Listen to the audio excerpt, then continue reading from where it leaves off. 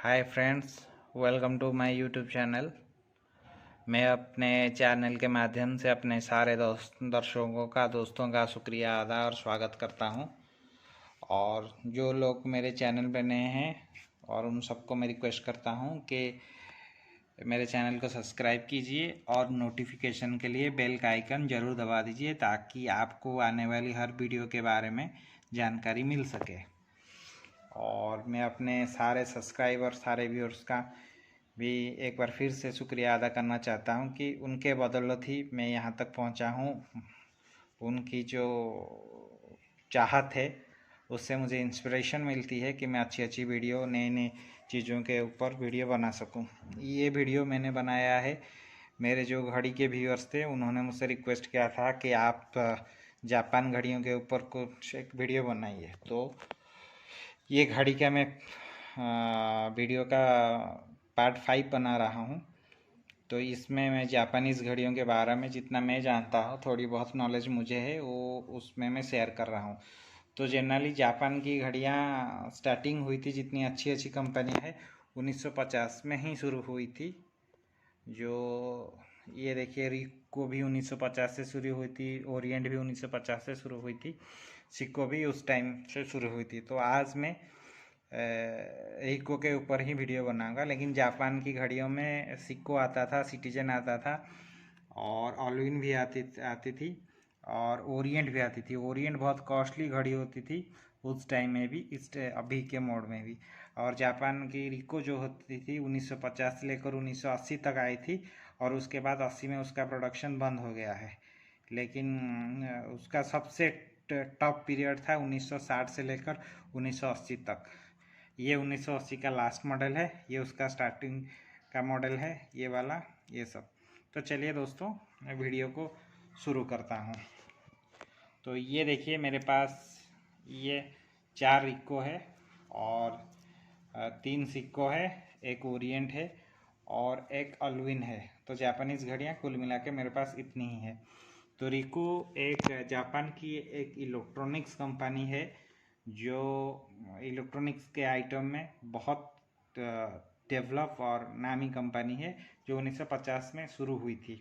और रिको ने स्टार्टिंग में घड़ियाँ तो 1950 से ही स्टार्ट की थी, लेकिन असली शुरुआत उसने 1960 से ही की थी। 1960 से लेकर 1980 तक उसने घड़ियों के इस दौर में कदम रखा था।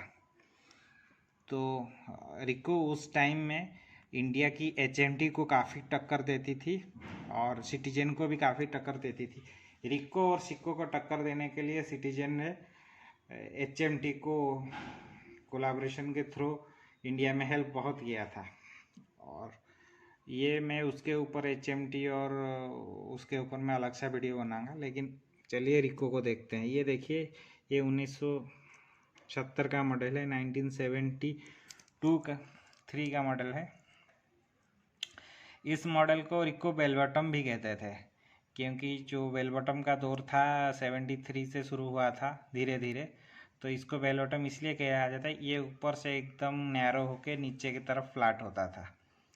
और उस टाइम में रिको बेल बॉटम भी काफ़ी मशहूर हुई थी और बहुत डिमांडेबल आइटम थी। उसका 2 मॉडल आता था, एक ऐसा वाला आता था और एक ऐसा फास्ट ट्रैक में जो आता है अभी ट्रायंगुलर टाइप का आता है।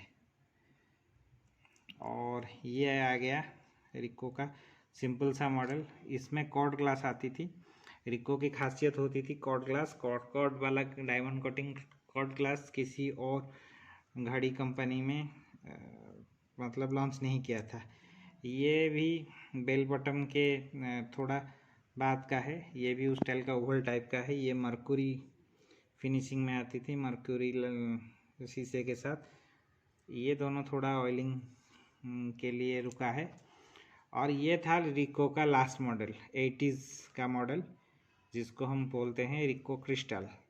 ये आपको ट्रेन या फ्लाइट में सफ़र करने के लिए 12 आवर और 24 आवर की डिस्क्रिप्शन दिखाती थी।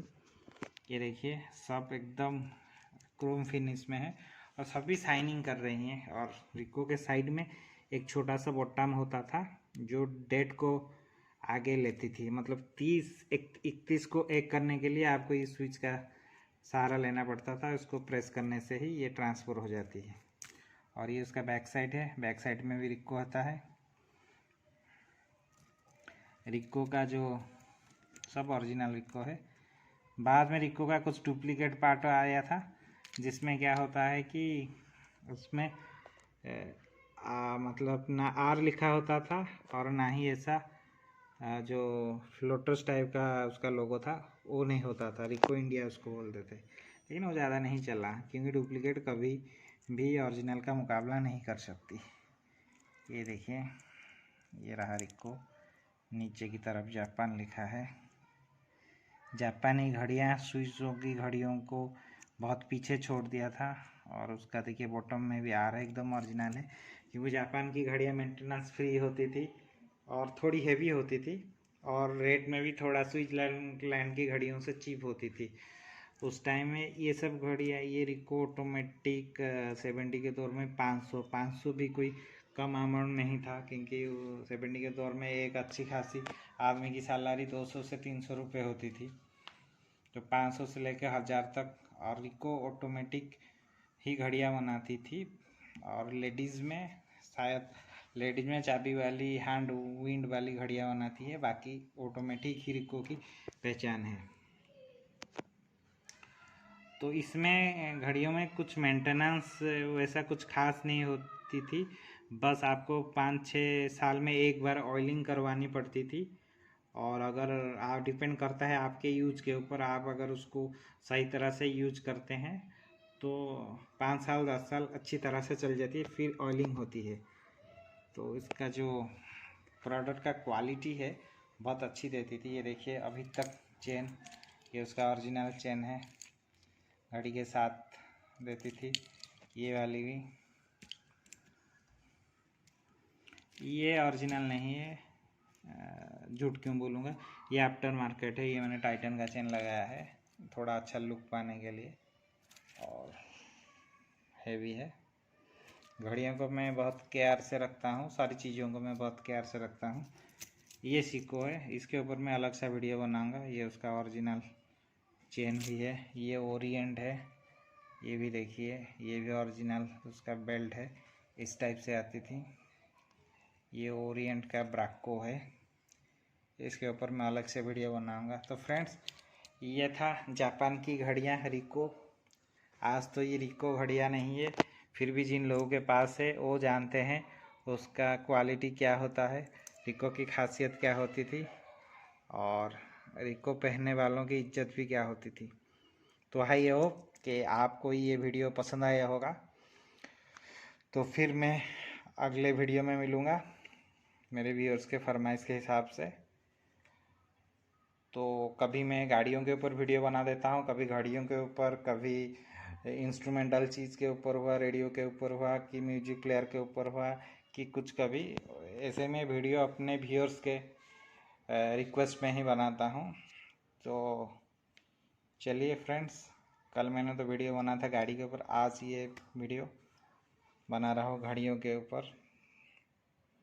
आई होप आपको ये छोटी सी जानकारी पसंद आई होगी।